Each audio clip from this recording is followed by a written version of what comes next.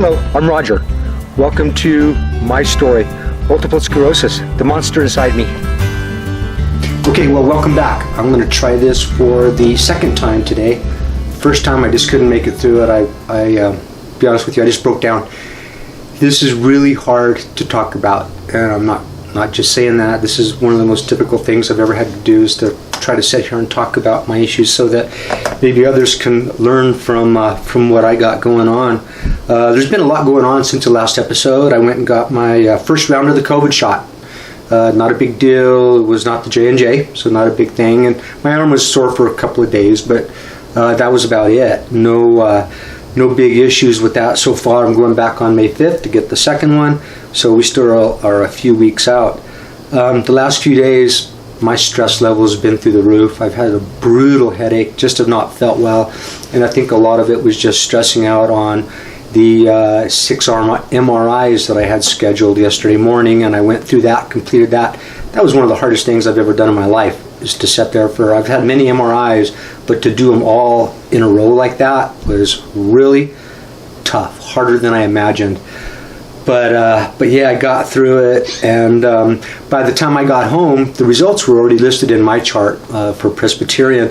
I started reading through it, and it was really alarming to me. I have major issues. I have good news and I have bad news. The good news is that the lesions in my brain, my neck, and my back have not progressed, and that's a good thing.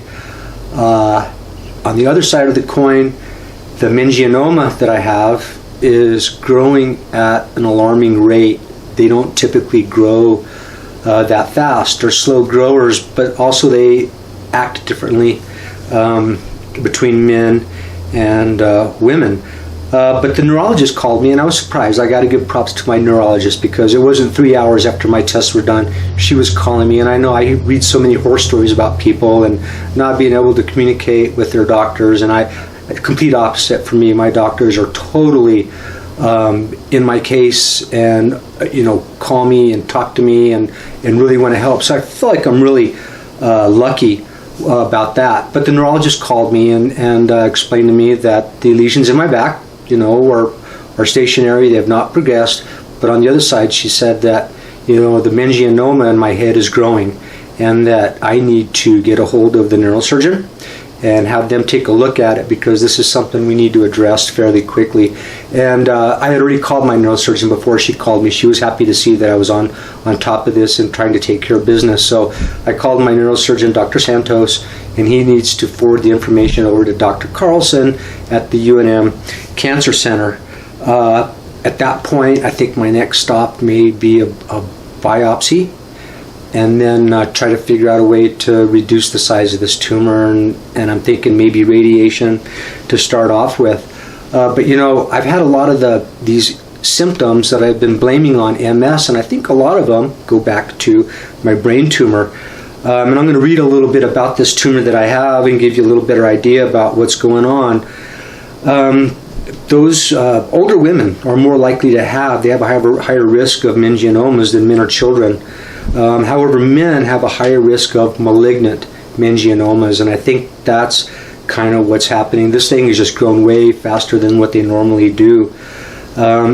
There's different ideas about how you can have this, and if you have a head injury of the past, is one of the issues that could cause that, or exposed to radiation.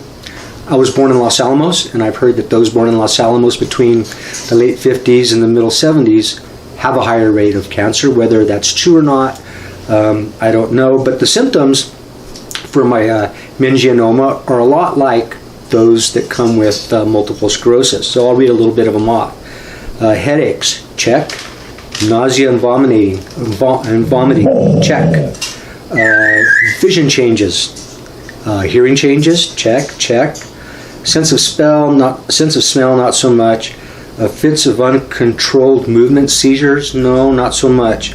Weakness or numbness on one side of the body, arm or leg, yes, check. Mood or personality changes, check. And problems with memory or thinking, check. Those are all issues that I have, and I thought that a lot of that was problems with my MS, but I think it's more of the brain tumor because I could feel it coming on. And these, the way this is diagnosed typically is through a CT scan. And then one of the things they'll do to confirm it is they'll probably do a biopsy and to decide the diagnosis and determine the best treatment, for this tumor. Crazy stuff, stress, haven't slept well, had a major headache. It's been really tough, but then on the other side, my symptoms for MS, and I've got these written down, and I've had problems swallowing several years before I was diagnosed. That's an issue, and it still is an issue. Numbness in the legs, that I think is from the MS.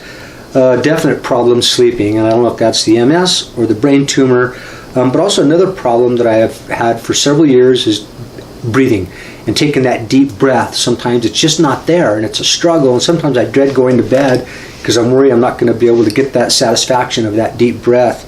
And so sometimes that's frustrating. It's been a long 3 or 4 days. I am just super worn out. I'm exhausted from just the stress that's going on. On the bright side, tonight I have my friends coming over, and we're going to have a game club meeting with the High Desert Gaming Society, and I really love hanging out with these guys. These guys are some of my best friends, and they're a huge support to me, so I'm looking forward to seeing these guys tonight. Hopefully I'll eke out a win one way or another.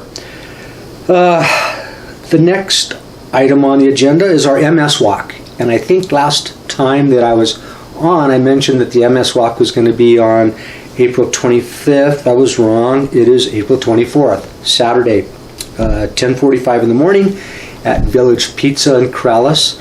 You're welcome to come join us, but please look on my Facebook page if you have the opportunity, and kind of email my daughter and let her know we got to be careful with having too many people in big crowds. So it's kind of a good idea to know how many people are going to be there, and looking forward to seeing all my friends there. Looking forward to participating. I may not do the whole thing, but I'm going to do my best. I guess we're going to come to the end of this episode. I usually have a shout out for several people that are followers and give me words of wisdom and kindness and encouragement, and those go a long ways. Let me tell you, I really appreciate everybody's feedback. I want to say hello to Patricia Lamb, and she's on one of the websites that I visit. Another person is Spencer Cooper, and he watched this on YouTube, and I appreciate you watching. Another on YouTube was Multi-Test Page, and I appreciate you guys watching and being followers and encouraging me to keep moving forward. This is really tough, man. I don't know where to go from now, or I don't even know what I'm saying. I don't know where to go from here. My next step is going to probably be a biopsy. That may happen sometime in the near future, hopefully. That may prevent me from going on my walk next weekend. Hopefully not. But we're going to try to get this taken care of. And I think that's going to be it for today's show. I want to thank you all for following me and encouraging me, and all the kind words and words of encouragement. They go a long ways, more than you can know or more than you can say. But also, I want to just note that this is really difficult. And the reason I'm doing this is because I want other people to know that we're out here, and there's other people that are fighting, and to know that you're not alone.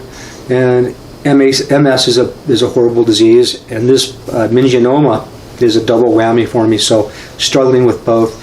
But I just want to say thank you for following and the encouragement and backing me, and I really appreciate that. So at that point, I think we're going to end this. If you like what you see, please give me a thumbs up on my YouTube channel. Also, any questions or comments, be sure to leave them down below, and I always try to return every comment that's posted. You take the time to do it, I will take the time to return it. So thank you again for watching, and stay tuned for our next episode of The Monster Inside Me, my story. Thank you.